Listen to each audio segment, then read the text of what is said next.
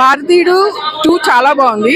So భారతీయుడు 1తో 1996 మూవీతో compare చేసి చూడకుండా చూస్తే ఇది ఎంటైర్లీ డిఫరెంట్ స్టోరీ. చాలా చాలా బాగుంది. ఎలా ఉంటుందంటే శంకర్ గారి స్టోరీ టెల్లింగ్ చాలా ఎమోషనల్ కనెక్ట్తో చాలా డీటెయిల్స్తో ఉంది. ప్రతిదీ చాలా వివరంగా క్రిస్టల్ క్లియర్గా ఎక్స్ప్లెయిన్ చేశారు. చాలా చాలా బాగుంది.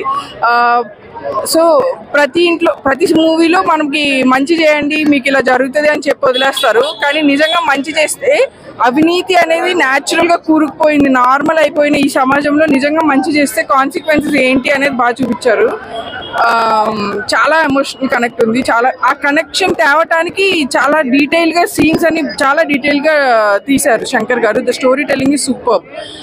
ఐ థింక్ భారతీయుడు 3 ఆల్సో చాలా బాగుంటుందని ఎక్స్పెక్ట్ చేస్తాను. సిద్ధార్థ్ గారు he is one of us, ఒక common man. He is a do gooder, like మంచి చేయాలనుకుంటాడు కానీ అతను చేసిన మంచిలో ఇరుక్కుపోతాడు, చాలా బాధలు పడాల్సి వస్తుంది. తర్వాత అతనికి లైక్ క్యారెక్టర్ ఐడెంటిటీ క్రైసిస్ వస్తాయి. So his character is awesome.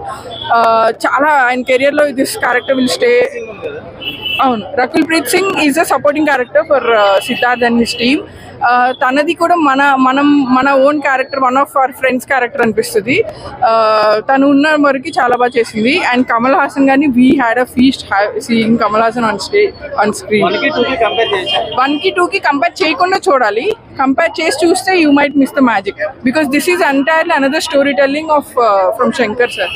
Shankar గారు చాలా చాలా బాగా డీటెయిల్డ్గా ప్రతిదీ చాలా డీటెయిల్గా ఎక్స్ప్లెయిన్ చేస్తూ తీశారు, కామన్ పీపుల్కి అర్థమయ్యేలాగా. చాలా బాగుంది.